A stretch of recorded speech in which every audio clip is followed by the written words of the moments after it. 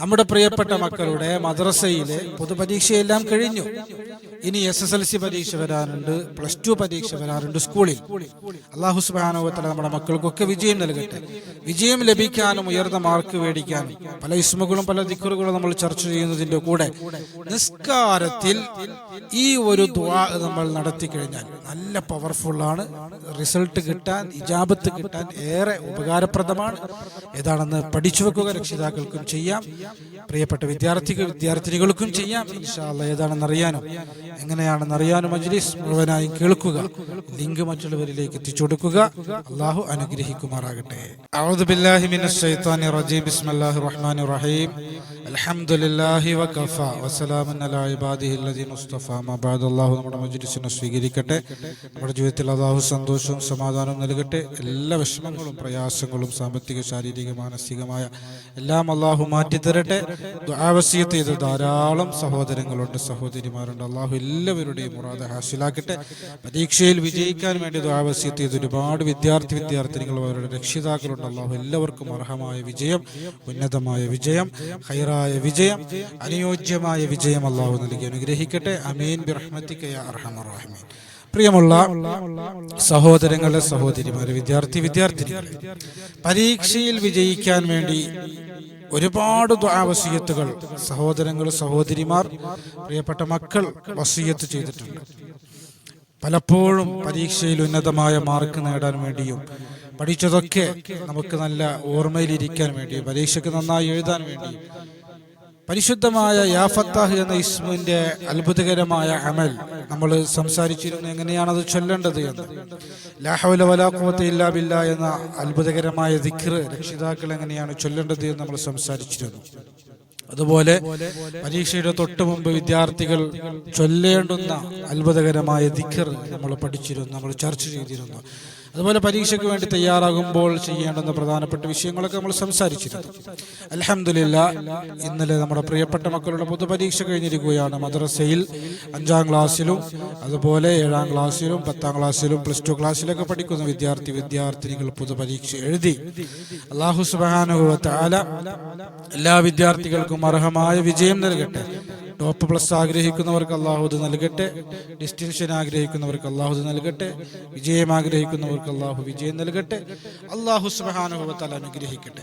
ഒരുപാട് ഇസ്മുകളും ഒരുപാട് അമലുകളും നമ്മൾ പരിചയപ്പെട്ടെങ്കിലും ഇൻഷാ അല്ലാഹ് പരീക്ഷ കഴിഞ്ഞും അല്ലാഹു സുബ്ഹാനഹു വ തആലയോട് നമ്മൾ തേടിക്കൊണ്ടിരിക്കണം, നമ്മൾ ചോദിച്ചുകൊണ്ടിരിക്കണം, അല്ലാഹുവോട് ദുആ ചെയ്തുകൊണ്ടിരിക്കണം. നമസ്കാരത്തിൽ അത് പൊതുപരീക്ഷയാണെങ്കിലും മറ്റുള്ള പരീക്ഷയാണെങ്കിലും മറ്റുള്ള ഇന്റർവ്യൂകളാണെങ്കിലും മറ്റുള്ള വിജയത്തിനാവശ്യമായ വിഷയങ്ങളാണെങ്കിലും ആ വിജയം നേടിയെടുക്കാൻ, അല്ലെങ്കിൽ ആ വിജയത്തിൽ ഉന്നതമായ മാർക്ക് നേടാൻ നിസ്കാരത്തിൽ ചൊല്ലാൻ വല്ല ദിക്റുമുണ്ടോ, വല്ല ദുആഉമുണ്ടോ എന്ന് ചില ആളുകൾ ചോദിച്ചിരുന്നു. അങ്ങനെ നിസ്കാരത്തിൽ ചൊല്ലാൻ പറ്റുമോ, നിസ്കാരത്തിൽ പറയാൻ പറ്റുമോ? നിസ്കാരത്തിൽ ഒരിക്കലും മലയാളത്തിൽ നമ്മൾ ദുആ ചെയ്യാൻ പാടില്ല. നിസ്കാരം അല്ലാഹുവോടുള്ള മുനാജാത്താണ്. അത് അറബി ഭാഷയിൽ തന്നെ ആയിരിക്കണം. നിസ്കാരത്തിൽ ചില വിഷയങ്ങളെക്കാൾ മുൻകടക്കാൻ പാടില്ല. അതായത് സുന്നത്തുകൾ പലപ്പോഴും ഫർളിനേക്കാൾ മുൻകടക്കാൻ പാടില്ല. അങ്ങനെയുള്ള ചില വിഷയങ്ങളൊക്കെ നമ്മൾ സൂക്ഷിക്കേണ്ടുന്ന ഒരു അമലാണ്, ഒരു ഇബാദത്താണ് നിസ്കാരം. ഉദാഹരണം പറഞ്ഞാൽ ഫാത്തിഹ സൂറത്ത് ഓരോ നിസ്കാരത്തിലും നമ്മൾ ഓതുമല്ലോ. ഫാത്തിഹയുടെ മുമ്പ് സൂറത്ത് ഓത്, ആദ്യം സൂറത്ത് ഓത്, പിന്നെ ഫാത്തിഹ ഓത്. അങ്ങനെ പറ്റില്ല. അങ്ങനെ പല വിഷയങ്ങളും നമ്മൾ സൂക്ഷിക്കേണ്ടുന്ന ഒരു ഇബാദത്താണ് നിസ്കാരം. അതുകൊണ്ട് തന്നെ നിസ്കാരത്തിൽ പറയപ്പെട്ടതായ ദുആകളല്ലാതെ മറ്റുള്ള ദുആകൾ കൊണ്ടുവരാൻ പറ്റുമോ? പരീക്ഷയിൽ വിജയിക്കാൻ വേണ്ടി എങ്ങനെയാണ് നിസ്കാരത്തിൽ ദുആ ചെയ്യുക, അങ്ങനെ ദുആ ചെയ്യാൻ പറ്റുമെന്നൊക്കെ ചോദിക്കുന്നവരുണ്ട്. നിസ്കാരത്തിൽ നമുക്ക് ദുആ ചെയ്യാം, ഫർളുകൾക്ക് ശേഷം, അതുപോലെ സുജൂദിൽ കിടന്നുകൊണ്ട് ഒക്കെ നമുക്ക് ദുആ ചെയ്യാം. പക്ഷേ ദുആ ചെയ്യുമ്പോൾ ആ ദുആ അറബിയിലായിരിക്കണമെന്ന് മാത്രം. പ്രത്യേകിച്ച് സുന്നത്ത് നിസ്കാരങ്ങളൊക്കെ നമ്മൾ നിർവഹിക്കുമ്പോൾ, തഹജ്ജുദ്, ളുഹ, രാത്രി നിസ്കാരമൊക്കെ നിർവഹിക്കുമ്പോൾ അത് ദീർഘിപ്പിക്കുക, അതിന്റെ ഖിയാം ദീർഘിപ്പിക്കുക, അതുപോലെ സുജൂദിൽ കിടന്ന് ദുആ ചെയ്യുക എന്നുള്ളതൊക്കെ വളരെ പ്രധാനപ്പെട്ട വിഷയമാണ്. അഖ്റബു അബ്ദുൻ ഇലല്ലാഹു ഫി സുജൂദ്. ഒരു മനുഷ്യൻ അല്ലാഹുവോട് ഏറ്റവും കൂടുതൽ അടുക്കുന്നത് അവൻ ഹജ്ജ് ചെയ്യുമ്പോഴല്ല, അവൻ നോമ്പെടുക്കുമ്പോഴല്ല, അവൻ സക്കാത്ത് കൊടുക്കുമ്പോഴല്ല, അള്ളാഹുവിന് വേണ്ടി നിസ്കരിക്കുന്ന നിസ്കാരത്തിൽ മനുഷ്യൻ നടന്നു പോകുന്ന തറയുണ്ടല്ലോ, ആ തറയിൽ അവന്റെ നെറ്റി വെച്ചുകൊണ്ട് സുജൂദ് ചെയ്ത് നിസ്കരിക്കുന്ന നിസ്കാരത്തിലാണ്, സുജൂദിലാണ് ഒരു മനുഷ്യൻ ഏറ്റവും കൂടുതൽ അള്ളാഹുവോട് എടുക്കുന്നത്. അപ്പോൾ വളരെ പ്രധാനപ്പെട്ട വിഷയങ്ങളൊക്കെ സുജൂദിൽ കിടന്ന് പറഞ്ഞാൽ അള്ളാഹുവോടുള്ള മുനാജാത്താണല്ലോ. 7 ആകാശങ്ങൾക്കപ്പുറം അള്ളാഹുവിനെ കണ്ട് അള്ളാഹുവിന്റെ റസൂൽ സംസാരിച്ചതുപോലെ നമുക്കും അള്ളാഹുവോട് സംസാരിക്കാൻ അള്ളാഹു നൽകിയൊരു സംവിധാനം, അള്ളാഹു നൽകിയൊരു സമ്മാനം.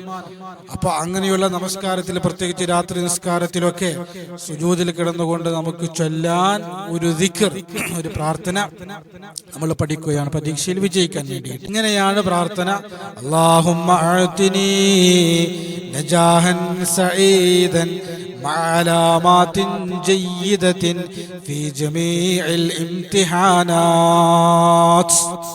എന്നതാണ് പ്രാർത്ഥന. അല്ലാഹുമ്മ, അല്ലാഹുവേ, അഅ്തിനി, എനിക്ക് നീ നൽകണേ, നജാഹൻ, വിജയം നൽകണേ, സഈദൻ, വിജയം നൽകണേ. രണ്ടും ഏകദേശം ഒരേ അർത്ഥമാണ്. മഅലാമാത്തിൻ ജയ്യിദത്തിൻ, നല്ല മാർക്കോട് കൂടെയുള്ള വിജയം നൽകണേ, ഫീ ജമീഇൽ ഇംതിഹാനാത്ത്, മുഴുവൻ പരീക്ഷകളിലും എന്നതാണ് അർത്ഥം. ഈ അർത്ഥം വരുന്ന അറബി വാക്ക് മലയാളം ദോർക്കാൻ പാടില്ല, നിസ്കാരം ബാത്തിലാകും.